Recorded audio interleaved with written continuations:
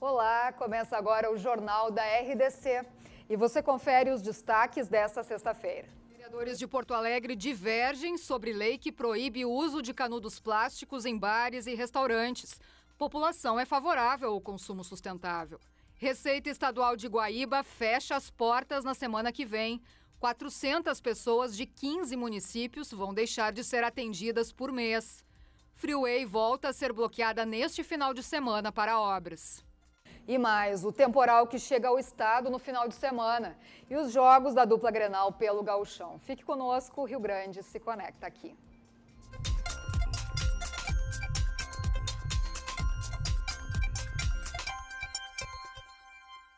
E nós começamos o jornal de hoje falando sobre a polêmica discussão a respeito do uso de canudinhos plásticos em bares e restaurantes na capital. Um vereador quer revogar a lei que proíbe a comercialização do produto. De acordo com a Lei 12.514, de 31 de janeiro de 2019, fica proibida a distribuição e venda de canudos flexíveis plásticos descartáveis em restaurantes, bares e outros ambientes similares na cidade de Porto Alegre. O projeto, de autoria do vereador Marcelo Esgarbosa, do PT, passa a vigorar em janeiro de 2020. Sabemos que 4% do plástico que circula nos oceanos, porque como as empresas de reciclagem não têm interesse em reciclar o canudo, ele é muito pequeno, ele é difícil de limpar, então não há nenhum interesse econômico que pudesse justificar a reciclagem. Sempre lembrando que reciclar não é o primeiro dos R's. O primeiro R é o R do reduzir, ou seja, nós temos que reduzir a quantidade de resíduos que nós produzimos. Em contrapartida, a pauta gerou uma discussão entre os vereadores da Câmara de Porto Alegre. Recentemente, o vereador Ricardo Gomes entrou com um pedido de alteração na lei. Segundo o documento, os canudos plásticos correspondem a cerca de 0,02% dos plásticos que entram nos oceanos todos os anos. O projeto que eu proponho é nesse sentido, que em vez de proibir, aliás, o projeto diz o seguinte, que onde há coleta seletiva não seja aplicada a proibição, é a cidade inteira. Por quê? Porque o foco do município tem que ser no descarte adequado. Eu sou a favor de, por exemplo, punir gravemente, com multas altas, quem joga plásticos nos rios da cidade, nos arroios, nos riachos da cidade, mas proibir o canudo é tapar o sol com a peneira. Só que os canudinhos nem chegam aqui nas esteiras de triagem dos materiais que podem ser reciclados. Ou seja, todo esse acúmulo de canudinhos vai direto para o aterro sanitário. Esta é a 18ª unidade de triagem de Porto Alegre. Só por aqui chegam pelo menos cerca de 12 toneladas por mês de materiais. A Núbia, que é a coordenadora operacional do processo seletivo nesta unidade, explica que a reciclagem dos canudinhos é inviável. Nunca na história da vida da reciclagem foi reciclado o canudo. Essa matéria ela acaba indo para a natureza, então cada vez mais a gente não tem mais lugar para aterrar o nosso lixo. A alteração deve ser analisada em breve pelos membros do plenário. Eu acredito que nos próximos 60 dias não devemos votar esse projeto, mas como o próprio projeto dos canudinhos tem um prazo de 1 ano para entrar em vigor, a gente tem também um tempo razoável para fazer um estudo adequado. Nós estamos juntando dados sobre a questão ambiental para também tranquilizar os colegas. Fomos às ruas para ouvir a população para saber, você é contra ou a favor sobre o projeto que proíbe a comercialização dos canudinhos? Eu acho ótimo. O plástico a gente sabe que se degrada dali muitos e muitos anos. Então, com certeza, é um projeto bem louvável. Eu sou a favor porque ele polui o meio ambiente, então eu prefiro que seja feito isso mesmo, que é bom para o meio ambiente e menos lixos na rua também. Acho extremamente importante, acho que nós temos muito que nos preocupar com a questão da ecologia, do cuidado com a natureza, e eu acho que tem um baita fundamento. E o Aeroporto Internacional Salgado Filho, em Porto Alegre, ficou fechado por 35 minutos hoje à tarde. Foi após drones serem vistos sobrevoando o espaço aéreo. Por segurança, pousos e decolagens foram suspensos. 2 voos da companhia Gol, que partiram de Brasília e São Paulo, foram desviados para o aeroporto de Florianópolis, em Santa Catarina. Outros 4 voos tiveram que aguardar a liberação para pousar na capital. Em nota, a Fraport, empresa que administra o aeroporto, informou que a presença de drones poderia causar problemas de segurança operacional. A Polícia Federal investiga o caso. E a Prefeitura de Porto Alegre anunciou hoje que o reajuste na passagem de ônibus começa a valer a partir do dia 13 de março. A tarifa vai passar de R$ 4,30 para R$ 4,70. O aumento de 40 centavos atende à recomendação da EPTC com a aprovação do Conselho Municipal de Transportes Urbanos.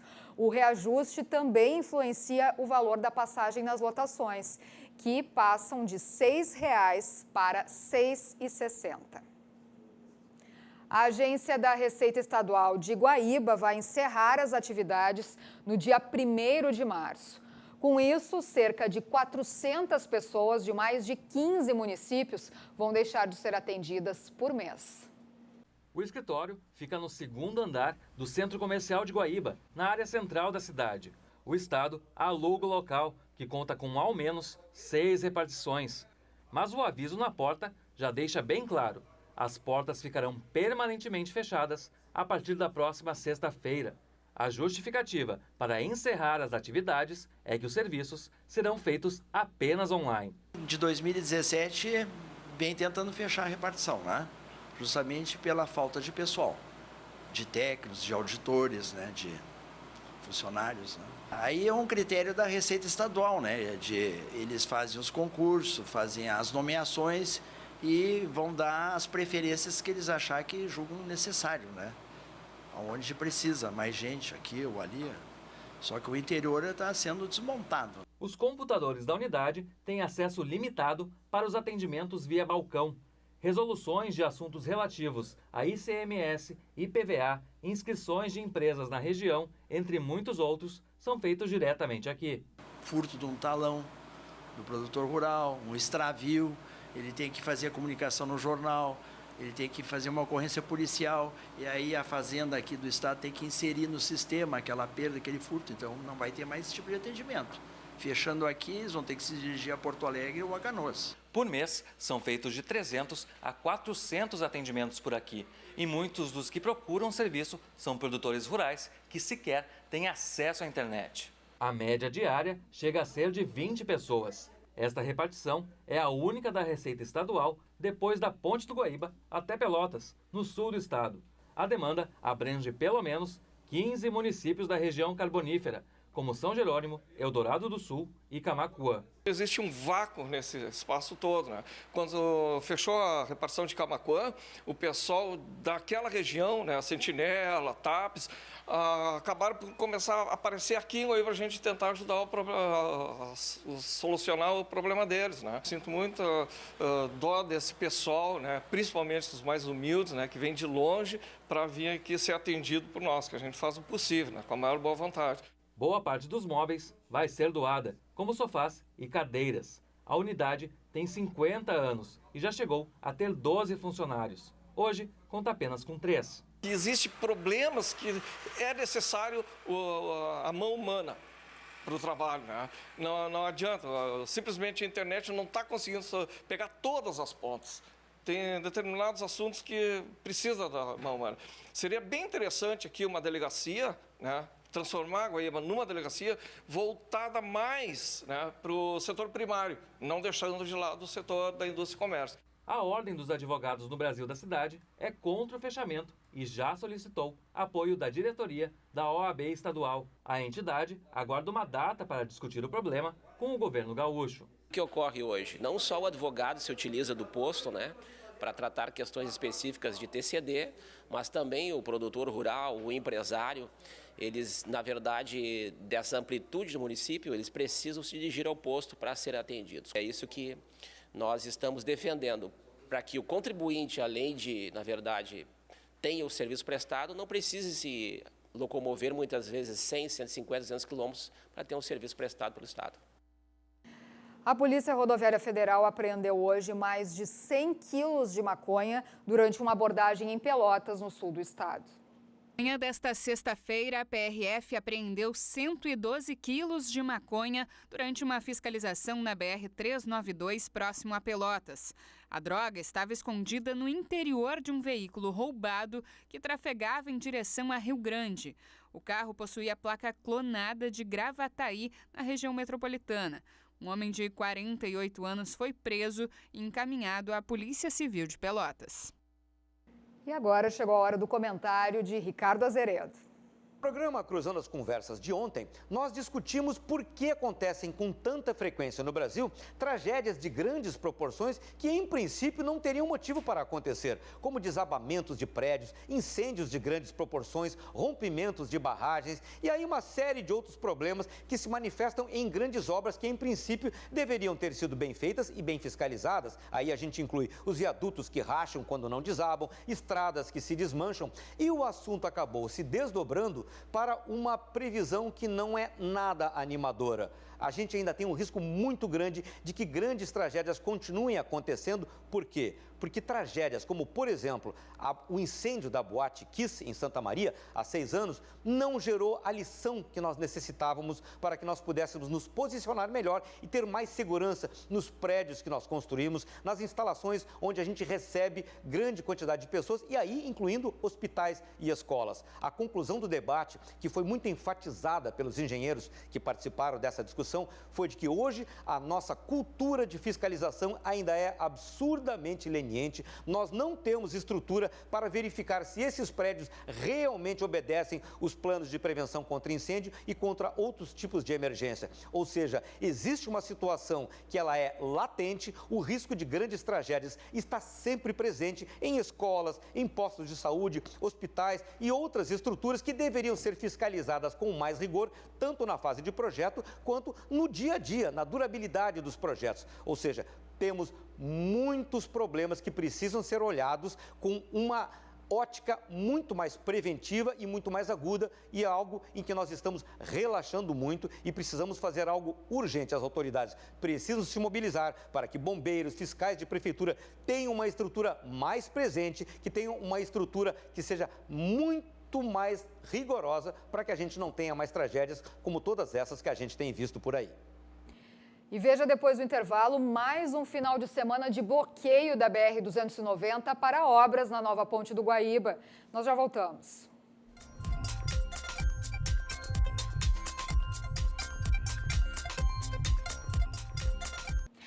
E mais uma polêmica. O Conselho Federal de Medicina anunciou hoje à tarde que vai revogar a resolução que ampliava a prática da telemedicina e permitia a realização de consultas, diagnósticos e cirurgias à distância.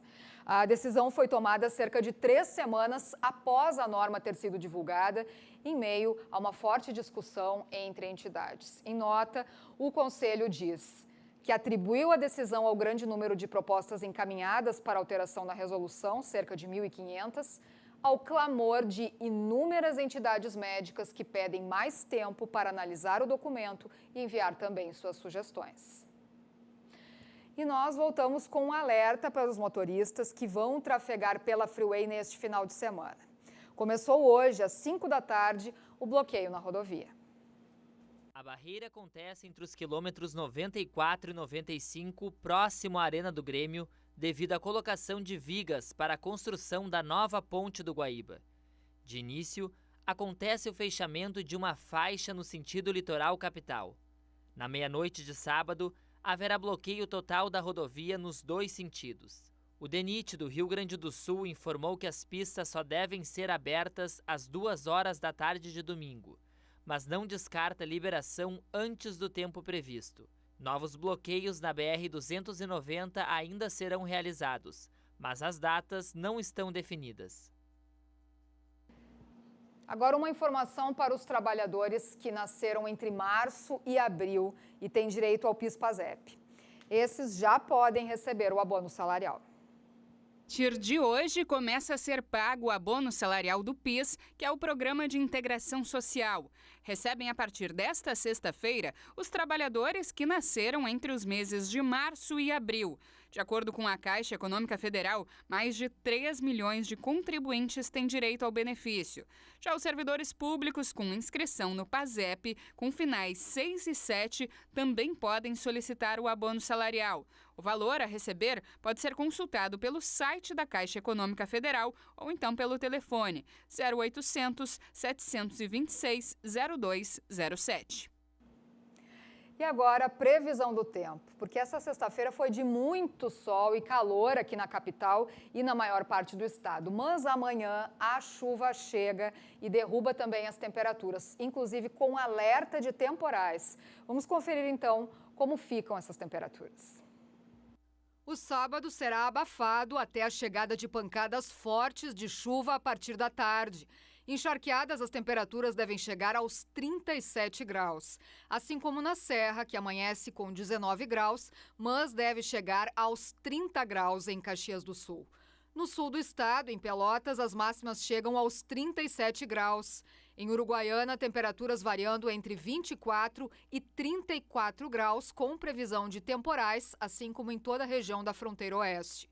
Em Campo Bom, na região metropolitana, máximas de 39 graus, também com pancadas.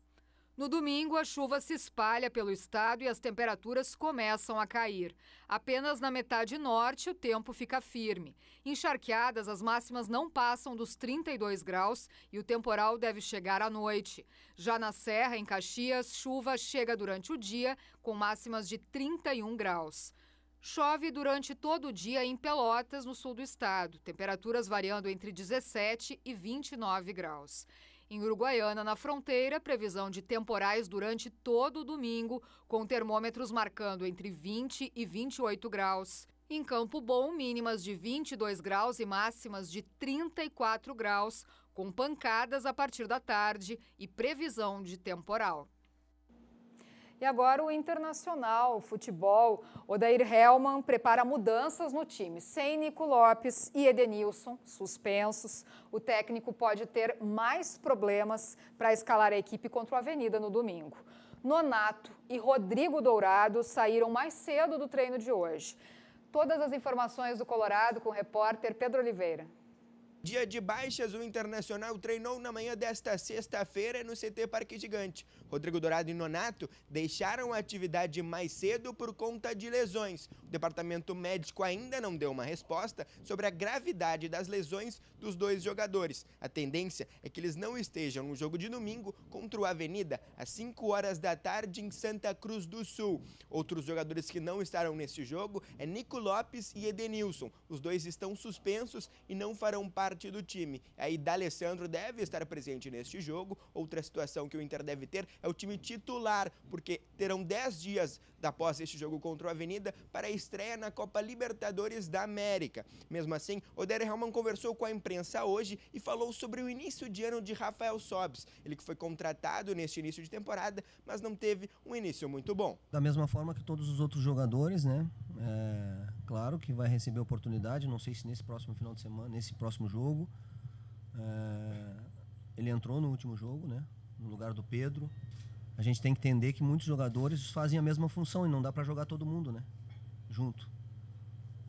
Então, no momento certo, na hora certa, como todos os outros tiveram oportunidade, o Sobis também vai ter. Faz parte do grupo, está treinando muito bem.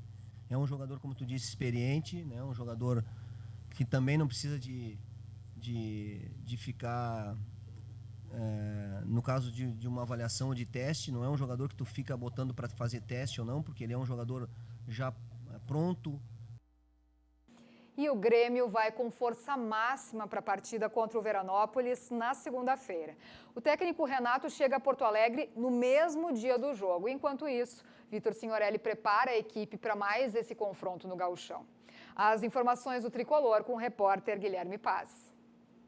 Segue a preparação do Grêmio para o confronto diante o Veranópolis na próxima segunda-feira, às 8 horas da noite, na Arena. É o último jogo antes da estreia da Libertadores América, que é no dia 6 de março contra o Rosário Central, fora de casa. Os treinamentos dessa semana seguem no comando de Vitor Hugo, já que Renato e Alexandre continuam na sede da CBF realizando o curso de treinadores categoria A. Renato e Alexandre voltam na segunda-feira e a tendência é que seja time titular para o jogo contra o Veranópolis, com Paulo Vitor no gol, Léo Gomes, Jeromel, Kahneman e Bruno Cortez, meio de campo com Michael Michel, Marinho, Luan, Everton e o atacante Felipe Viseu. O atacante Diego Tardelli segue treinando em separado. Ele que deve ter condições de jogos apenas depois da estreia do Grêmio na Libertadores. Até lá, ele fica fazendo trabalhos físicos dentro do campo e na academia para depois sim começar a trabalhar com bola.